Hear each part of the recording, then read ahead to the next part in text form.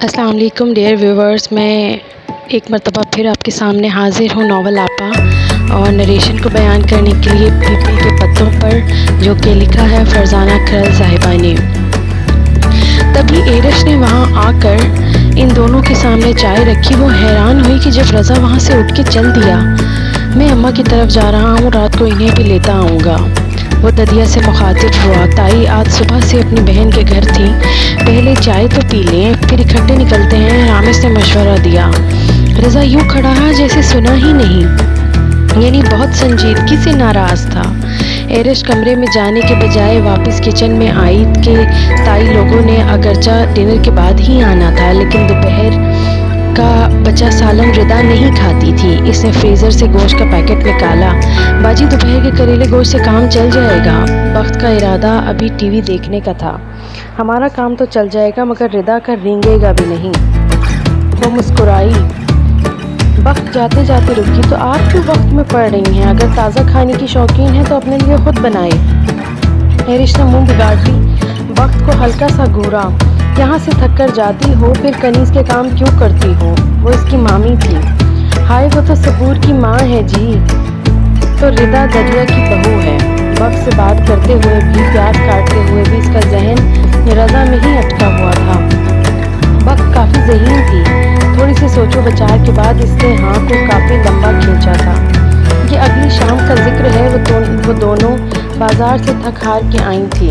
ددیا نے کیا کچھ نہیں خریدا تھا، ابھی وہ پانی پینے کے بعد قیمتیں ہی ڈسکس کر رہی تھی کہ تائی اونی گولوں کے ڈھیر سمیت چلی آئیں۔ ایرش نے ان گولوں پر ایک ناگوار نگاہ ڈالی۔ تائی جب بھی بہن کے گھر سے ہو کے آتی تو 5-6 دوپٹے تو ضرور ہی اٹھا لاتی۔ آج کل بازار میں کیا نہیں مل رہا؟ ایرش نے 1-2 بار انہیں جتایا بھی تھا۔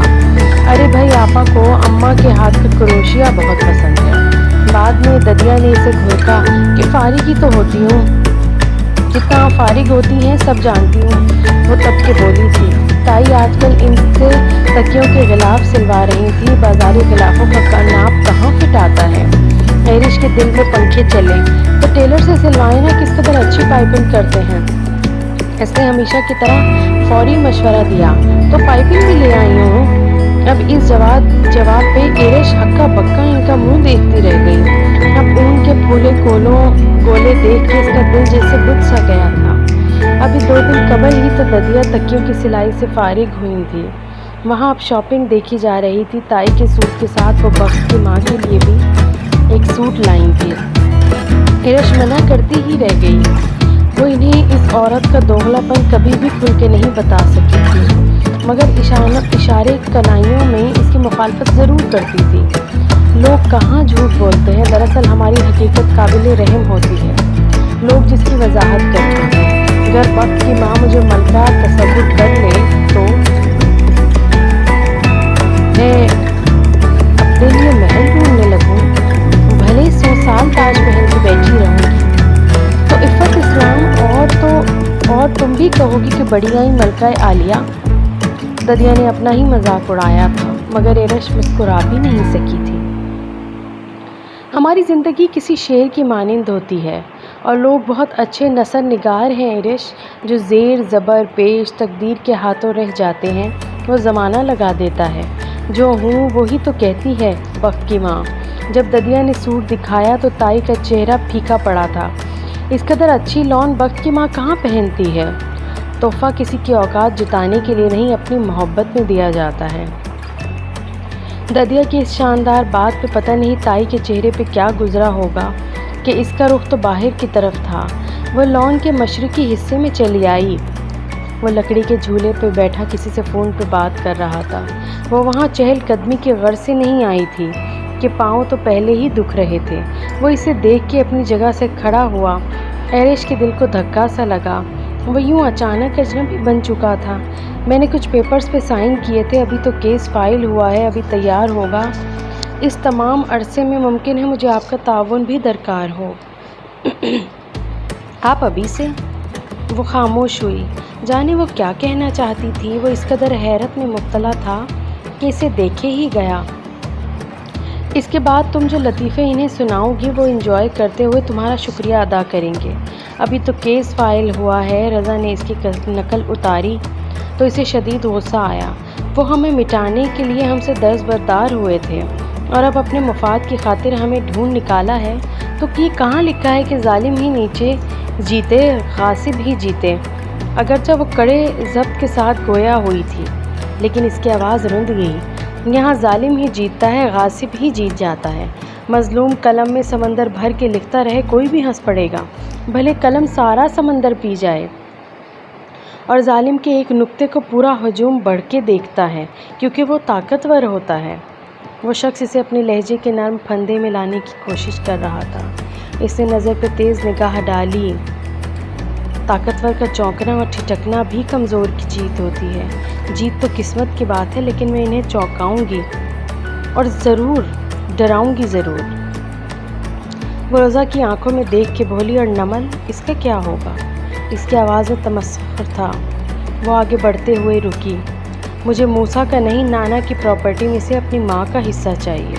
اس میں نمل بھی حصے دار ہوگی۔ وہ فوری بولا، آدھا اس کو دے دوں گی۔ وہ کیا فراغ دلی تھی، جیسے ہاتھ بڑھا کے کسی درخت سے کوئی پھل توڑ لینا تھا۔ یہ نمل کا، یہ میرا، یہ لڑکی کس قدر خوش فہم ہے۔ رضا کا دل کہکا لگانے کو چاہا۔ اس نے سوچ لیا تھا کہ کوئی مناسب موقع دیکھ کے اب ددیا کو اس کی حماقت سے آگاہ کرنا ضروری ہو چکا تھا۔ وہ مناسب وقت اسے اگلے دن ہی میسر آ گیا تھا۔ کل تمہارے ساتھ وہ پینٹ کوٹ والا کون تھا اور اس کی موجودگی میں ایرش ڈرائنگ روم میں کرنے کیا گئی تھی؟ کیس کو دیکھتے ہی ددیا کو وہ بات یاد آ گئی تھی۔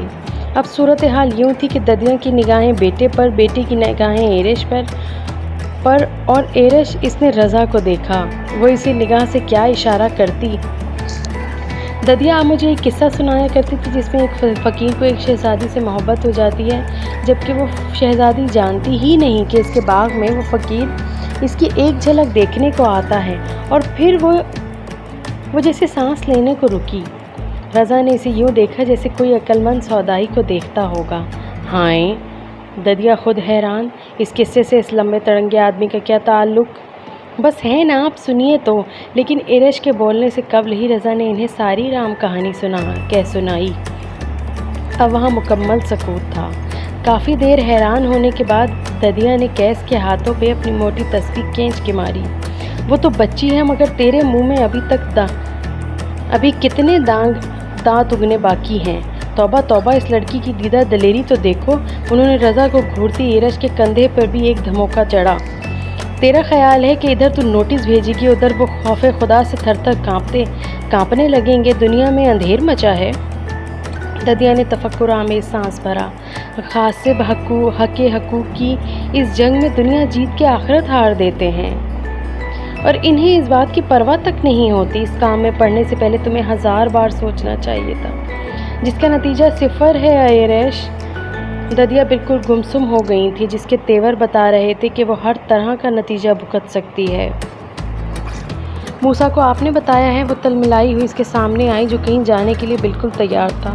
اس سے کوئی بھی جواب دیے بغیر خاصے اہتمام سے خود پر پرفیوم چھڑکا، جیسے اس کی بات سنی ہی نہیں تھی۔ وہ اس کی بے نیازی پہ مٹھیاں بھیج کے رہ گئی۔ میں نے آپ سے کچھ پوچھا ہے۔ مختصر وقفے کے بعد وہ دوبارہ گویا ہوئی تو وہ آہستگی سے پلٹ کے اس کے سامنے آیا۔ تمہارا کیا خیال تھا کہ وہ کیس فائل میں ہی پڑا رہے گا؟ وکیل کو تم نے لاکھوں روپے کس کام کے دیے ہیں؟ وہ سنجیدگی سے کہہ کر اس کے قریب سے گزرا۔ موسیٰ سے کہہ دیجئے گا میں کسی طور پیچھے نہیں ہٹوں گی۔ ضد، ہٹ درمی اور تباہی اس کے لہجے میں کچھ ایسا تھا کہ وہ 2 قدم پیچھے ہو کے اس کے روبرو ہوا۔ تم غلط کر رہی ہو۔ اس کا لہجہ شکن آلود تھا۔ اور پلیز ایسے مت کرو۔ ایرش کے چہرے پہ دنیا مٹا دینے جیسا تاثر پا کے وہ ایک دم ملتجی ہوا۔ ہر کوئی اپنی جگہ چھوڑ دے گا۔ رضا کے لہجے کی حدت پہ وہ چونکی، پھر کسی جادو کے زیر اثر ہی مسکرائی۔ جگہ چھوڑ دینے سے یا کچھ بھی چھوڑ دینے سے کسی کو کوئی فرق نہیں پڑتا۔ رضا ششدر ہوا۔ وہ کسی قدیم دکھ کے ساتھ جی رہی تھی۔ فرق پڑتا ہے ایرش، صرف انہیں فرق پڑتا ہے۔ وہ لفظ چبا کے بولا جو آپ کو زندگی سمجھتے ہیں اور آپ ان پہ پاؤں رکھ کے آگے بڑھ جاتے ہیں، جیسے نمل، جیسے موسیٰ رضا نے ان ہلکی سی آنکھوں میں جھانکا۔ ایرش کا دل رفتار سے عاری ہوا اور اس نے نگاہ پھیر کے سانس کی آمد و رفت بحال کی۔ پیپل کے تھال سے ریشمی رومال اڑ چکا تھا اور پیپل کے پتوں پر تحریر داستان بہت قدیم تھی۔ ایک فقیر کو ایک شہزادی سے محبت ہو جاتی ہے اور وہ داستان ادھوری چھوڑ کر تیزی سے پلٹ آئی تھی۔ جالی کا بھاری دروازہ زور سے بج رہا تھا کہ اب اس شخص کی طرح بالکل ساکن تھا۔ کچھ لوگ خوفزدہ ہوتے ہیں تو منہ سے کوئی آواز تک نہیں نکالتے، ڈر کے مارے سہم جاتے ہیں، اور کچھ لوگ خوفزدہ ہو کر خوب شور مچاتے ہیں۔ ایرش کی خالہ اور ماموں کا شمار اس دوسری قسم میں کیا جا سکتا ہے۔ ایرش ایک کے بعد ایک کال ریسیو کرتی، کبھی مسکرا دیتی، کبھی خاموش ہو جاتی تو کبھی جتنا سنتی اس سے زیادہ سناتی۔ ایرش تمہیں کیا ہو گیا ہے؟ ہم تو آج بھی تم دونوں سمیت خود کو 5 بہنیں تصور کرتی ہیں۔ اس کی خالہ زاد 5 بہنیں وہ تلخ خنکار ابھرتی۔ ممانی اور ماموں زاد بہنوں کے شیریں لہجے۔ ایرش ان آوازوں کو انجوائے کرتی۔ اگر کوئی خاموش تھا تو موسیٰ اور نمل، اور یہ بات اس کو بے چین کرتی۔ وہ جھنجھلا جاتی، پھر نمل کو فون کرتی، ہاں سناؤ ایری کیسی ہو، کوئی کام تھا؟ نمل کا اجنبی لہجہ، وہ پریشان ہو جاتی، کیا مصیبت ہے؟ ددیا میں نے کون سا کسی کی ریاست پہ دعویٰ بولا ہے، اپنا حق ہی تو مانگا ہے۔ تمہیں پریوں والی مووی یاد ہے ایرش، جہاں ایک پری کو ایک خوبصورت شہزادہ قید کر لیتا ہے؟ خالہ کی بیٹیاں ماضی کی بات کرتی۔ اف شہزادہ قید اور نمل، وہ بدحواس ہو جاتی۔ مجھے کچھ یاد نہیں، مجھے اس فقیر کا قصہ یاد ہے۔ اس شہزادی کو ایک نجومی نے بتایا تھا کہ 40 دن کسی فقیر کو پانی پلانے سے تمہاری مراد بر آئے گی۔ اب روز شہزادی سونے کی قیمتی سراہی میں پانی بھر کے فقیر کو پلاتی۔ ددیا اس پر دم کر کے پھونکتی، میری بچی پہ کسی نے جادو کر دیا ہے۔ وہ قصہ ادھورا چھوڑ کے اٹھ جاتی۔ ایرش سنو تو اس کے بعد پھر آگے کیا ہوا؟ ردا آوازیں دیتی رہ جاتی۔ وہ کچن میں آ کے راہداری سے گزرتے رضا کو دیکھتی اور تائی اس چھٹانک بھر کی لڑکی کو غصے سے گھورتی۔ غضب خدا کا اتنا بڑا قدم اٹھا لیا، اگر انہوں نے نمل کو بھیج دیا تو؟ تائی کو ایک نئی فکر گھیر لیتی۔ ان دنوں کیس کی حالت قابل رحم تھی۔ ماں اسے دیکھتے ہی چپ کر روزہ رکھ لیتی۔ رضا سے بات کرتا تو جواب ہوں یا ہاں میں ملتا۔ بس ایک ایرش ہی تھی جو ہر کام میں پیش پیش سب کو خوش کرنے کی کوشش کرتی ہوئی خود اندر سے بہت ناخوش تھی۔ میری سیدھی سادی بھانجی جو ڈھنگ سے پونی تک نہیں باندھ پاتی، اسے میرے مقابل لانے والے آپ سب ہیں۔ اس نے سر جھٹکا اور اس کی خالہ کی بہو کی نقل اتاری۔ ہال کمرے کی کھڑکی کے ساتھ چپکی ایرش جالی سے ماتھا ٹکائے جیسے سو چکی تھی۔ خالہ کی نظر میں بھانجی کی عمر پاکستان آنے کے بعد رک چکی ہے۔ انہیں کیا خبر، پونی تو کیا اب ان کی بھانجی صاحبہ گھوڑے اور ہاتھی بھی باندھ لیتی ہیں۔ رضا کے غصے کا کوئی ٹھکانہ نہیں تھا، جانے وہ مچھروں کے کاٹنے سے یا رضا کی اس بات سے حواسوں میں لوٹی تھی۔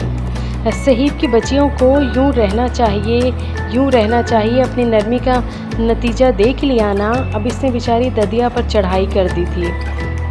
اتنی جرأت ہے تو آ کر مجھ سے بات کرے، وہ تل ملائی۔ تف ہے اس بندے پر، پرت کے ساتھ بھی توئیں کے ساتھ بھی۔ اس نے دانت پیس کر اپنی چند بکھری لٹوں کو کانوں کے پیچھے اور دوبارہ جالی سے پیشانی لگائی۔ مجھے اسی بات کا ڈر تھا کہ سارا الزام ہمارے سر آئے گا، لٹیرا اور لالچی ہمیں ہی سمجھا جائے گا۔ وہ کس تنفن سے بول رہا تھا، جیسے جلتے توے پر بیٹھا ہو۔ آج وہاں ایرش کی خالہ آئی تھی اور تمام گھر والوں کو وہ کچھ سنا گئی تھی جو بیان سے باہر تھا۔ آپ لوگوں پر تو پھر بھی ہاتھ ہولا رکھا، رگڑا تو میرے شوہر کو گیا ہے۔ ردا کے الفاظ نے ایرش کو تکلیف سے دوچار کیا کہ خالہ نے کیس کو کنگلا، بھکمنگا اور جانے کیسے کیسے القابات سے نوازا تھا۔ ددیا آپ اپنی چہیتی سے کہہ دیجیے گا کہ یہ اس گھر میں تماشا دوبارہ اس گھر میں نہیں لگنا چاہیے، ورنہ۔ رضا نے انگلی اٹھا کے 2 ٹوک الفاظ میں تنبیہ کی۔ ایرش نے جھٹکا کھایا۔ ذرا جو بزرگوں سے بات کرنے کی تمیز ہو، ہمت ہے تو میرے سامنے کرے۔ اس نے پیر پٹک کے رضا کو گھورا۔ ایرش کیا سمجھتی ہے کہ پائپ لگا کے جیسے وہ پیڑ پودوں کو دھو دیتی ہے تو بے عزتی کا احساس بھی کسی پانی سے دھل جاتا ہوگا؟ وہ اپنی جگہ سے اچانک کھڑا ہوا۔ وہ بدک کے پیچھے ہوئی۔ بھائی میں نے تو صاف صاف کہہ دیا تھا کہ آپ کی بھانجی کے کرتوتوں کی ہمیں تب خبر ہوئی جب پانی پلوں سے کے نیچے سے گزر چکا تھا۔ تائی بھی بیٹی کے ساتھ ہی اٹھی تھی۔ تو کیا کرو گے؟ ددیا جو کب سے گونگے کا گڑ کھا کے بیٹھی تھی اب جیسے مرچیں چبا کے بولی، اسے گھر سے نکال دو گے؟ وہ جمسا گیا۔ پھر کھڑکی پر سرسری تیرتی ہوئی سی نظر ڈالی۔ جو بھی ہوگا وہ بعد کی بات ہے۔ اس نے کیس کو بغور دیکھا جس سے صاف نگاہ چرائی تھی۔ وہ ایرش کا ساتھ کسی صورت نہیں چھوڑ سکتا تھا۔ اگلے چند دن رضا کے لیے پریشان کن تھے۔ ایرش نے کیس واپس لینے سے انکار کر دیا تھا۔ اس نے نہ کہ کیس بھی آج کل کرائے کا گھر ڈھونڈ رہا ہے۔ اب تک کے لیے اتنا ہی۔ انشاءاللہ پھر آپ سے ملتے ہیں مزید اس کی نریشن میں، اور پلیز میرے چینل کو لائک کرنا اور سبسکرائب کرنا نہ بھولیں۔ اللہ حافظ۔